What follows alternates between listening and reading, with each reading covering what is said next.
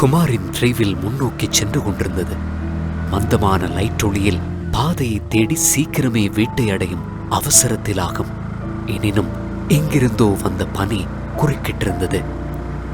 நள்ளிரவு 12 எட்டியிருந்ததால் குமாருக்கு வெறிச்சோடிய தனிமையுணர்வு தோன்றியது. அடுத்த வளைவில் அத்தனிமை இல்லாது போகும் என குமார் அறிந்திருக்கவில்லை. எங்க போகணும்? தொடாவ சந்திக்கு. ஐயோ ஏலதம்மா, வேறொண்டு பாருங்க. ஐயோ அது பொய்க்கத மகன்.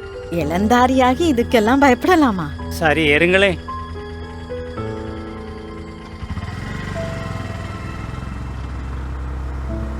கொஞ்ச நாளா தொடாவ சந்தையில வினோதமான விடயங்கள் நடப்பதாக குமாரின் காதுக்கு எட்டியிருந்தது. அந்த கதைகளை நம்பாமல் இருந்தாலும் இன்றைக்கு பயணத்தை ஆரம்பிச்ச நேரத்துல இருந்து தோணும் தனிமையான உணர்வு குமாருக்கு பயத்தை கொடுத்துச்சு. அந்த பயத்தோடே தொடாவ மலையேற எக்ஸலேட்டரை மிதிச்சது மட்டும்தான். மகன், அந்த முன்னுக்கு இருக்கிற ஏடிஎம் கிட்ட கொஞ்சம் நிறுத்துங்களே.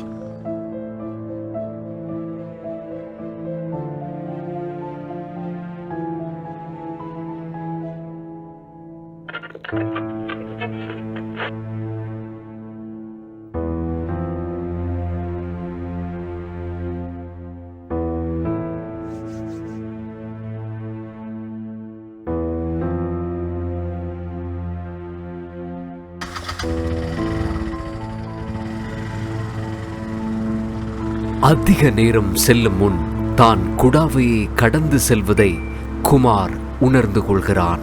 அத்துடன் ஐயோ கடவுளே, ஏன்?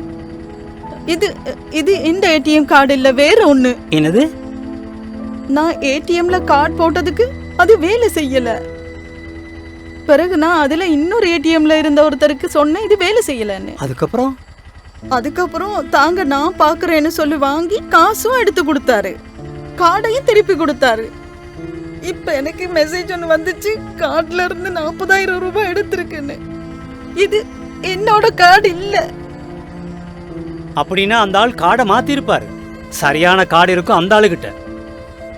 ரகசிய இலக்கத்தையும் பார்த்திருக்கலாம். உங்கள் வங்கி கார்டு அல்லது பின் இலக்கத்தை இன்னும் ஒரு நபருக்கு வழங்குவதை தவிர்க்கவும். அறிந்து கொள்ளுங்கள், நிதி மோசடிகளுக்கு அகப்படாதீர்கள்.